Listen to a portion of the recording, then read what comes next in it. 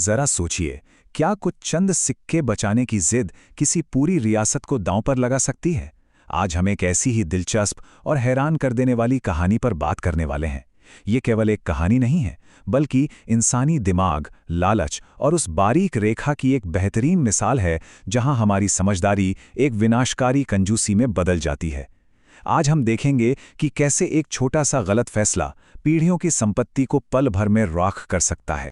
चलिए सीधे इस बात की गहराई में उतरते हैं और शुरुआत करते हैं इस बिल्कुल ही बेतुके तर्क के साथ। मतलब जरा इस बात पर गौर कीजिए।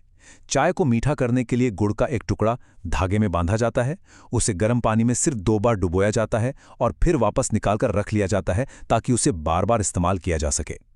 सुनने में शायद किसी मजाक जैसा लगे, लेकिन यह हमारी इस कहानी की मुख्य किरदार का रोजमर्रा का सच है।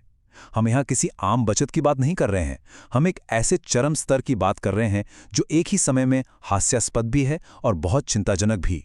तो सबसे पहले मिलते हैं हमारी कहानी की मुख्य पात्र कंजूस पत्नी कांताबाई से।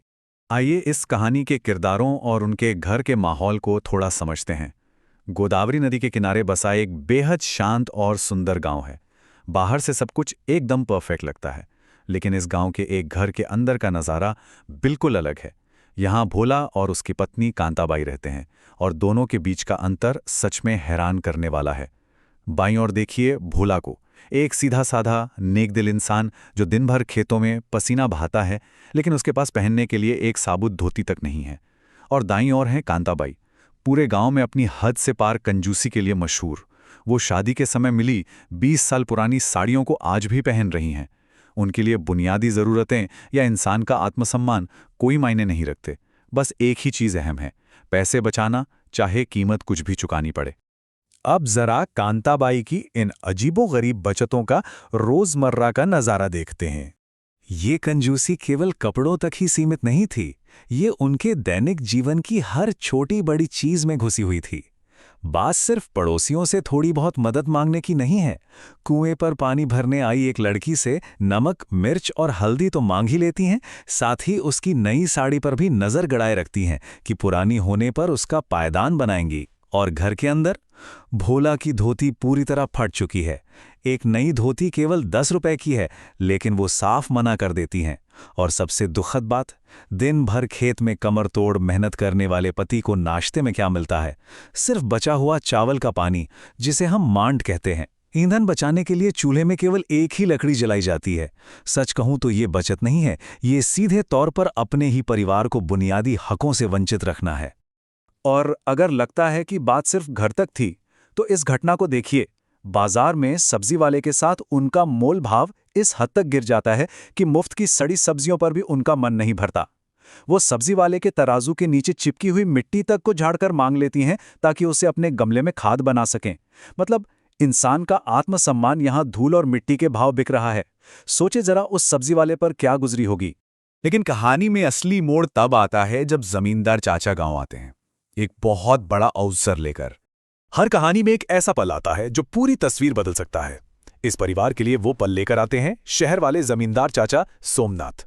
चाचा अपनी उम्र के उस पड़ाव पर हैं जहां उन्हें धन दौलत से ज्यादा अपनों का प्यार और एक अच्छे स्वादिष्ट भोजन की तलाश है। और दाव पर क्या लगा है? कोई छोटी मोटी रकम नहीं। चाचा सोमनाथ की अपनी कोई संतान नहीं है, तो वो 100 एकड़ खेती की जमीन, शहर में 2 बड़े मकान और गहनों से भरे संदूक भोला के नाम करने का मन बना रहे हैं। भोला अपनी पत्नी को समझाता है कि चाचा को अच्छे खाने का शौक है, उन्हें असली घी पसंद है, और अगर अच्छी खातिरदारी हो गई तो ये सारी संपत्ति उनकी हो सकती है। देखा जाए तो ये कांताबाई के लिए उनकी जिंदगी का सबसे बड़ा मनोवैज्ञानिक टेस्ट था। अब यहां एक बहुत ही दिलचस्प सवाल खड़ा होता है, क्या जीवन भर की पक्की आदतें रातों रात बदली जा सकती हैं? क्या पूरी 1 करोड़ की संपत्ति का लालच कुछ पैसे बचाने की उस मानसिक बीमारी को हरा सकता है? कांताबाई वादा तो करती है कि वो ऐसा खाना बनाएगी जो दुनिया ने नहीं देखा होगा, लेकिन क्या वाकई ऐसा होगा? चलिए देखते हैं कि मेहमान नवाजी के इस कड़े इम्तिहान में क्या होता है। इस सवाल का असली जवाब तब मिलता है जब कांताबाई चाचा के स्वागत की तैयारी के लिए बाजार जाती हैं। ये शायद उनकी जिंदगी की सबसे अहम खरीदारी थी। एक तरफ 100 एकड़ की जमीन है और दूसरी तरफ सब्जी मंडी का मोल भाव। अब उनके दिमाग का ये अजीबोगरीब गणित देखिए। वो बाजार जाकर ताज़े बैगन जो 1 रुपए किलो हैं उन्हें छोड़कर कल के बचे सड़े मुरझाए बैगन खरीदती हैं, सिर्फ 50 पैसे बचाने के लिए। फिर बारी आती है चाचा की सबसे पसंदीदा चीज की, शुद्ध घी। जहां गाय का शुद्ध घी 5 रुपए किलो है, वहीं वो ₹1.25 वाला वनस्पति डालडा खरीद लेती हैं।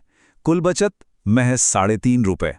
यह साफ दिखाता है कि कैसे उनका दिमाग उस बड़ी तस्वीर को देखने में पूरी तरह फेल हो जाता है और केवल सिक्कों की गिनती में फंसा रह जाता है।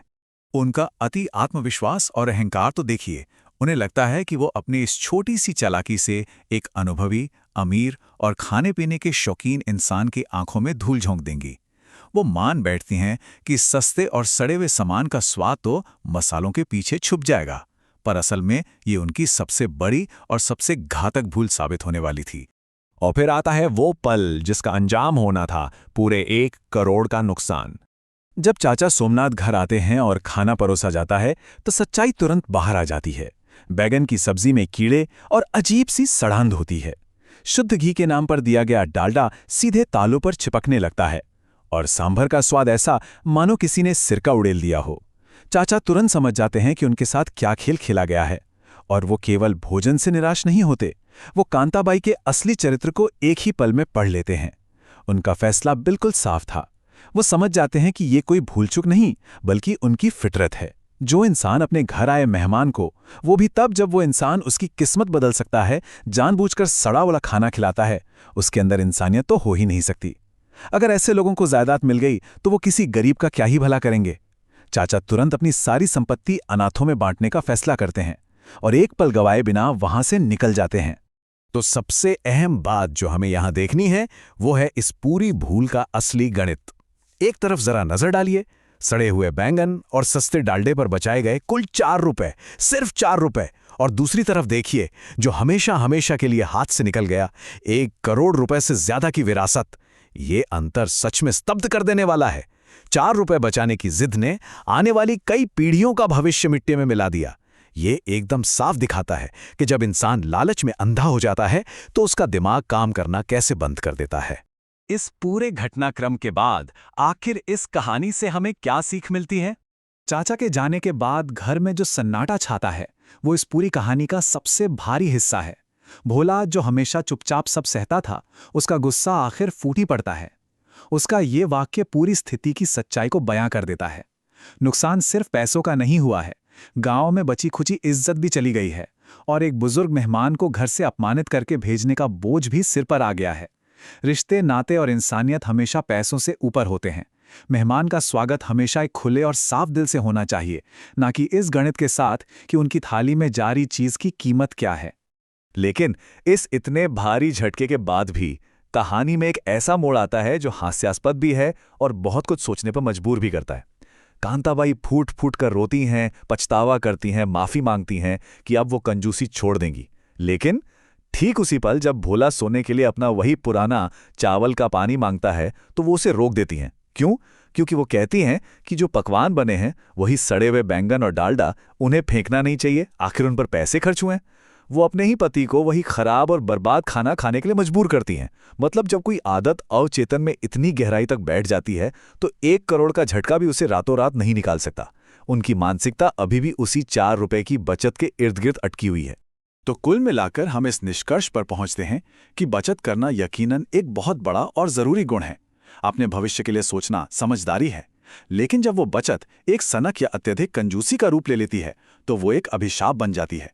लालच आंखों पर पड़ा वो पर्दा है जो हमें असल जिंदगी की बड़ी तस्वीर देखने ही नहीं देता। कांताबाई की ये कहानी सिर्फ एक गांव का किस्सा नहीं है, ये एक बहुत गहरी चेतावनी है हम सब के लिए। सोचने वाली बात यह है, क्या कभी कभी हम भी कुछ सिक्के बचाने के चक्कर में जिंदगी के सबसे अनमोल मौकों या अहम रिश्तों को दांव पर तो नहीं लगा रहे?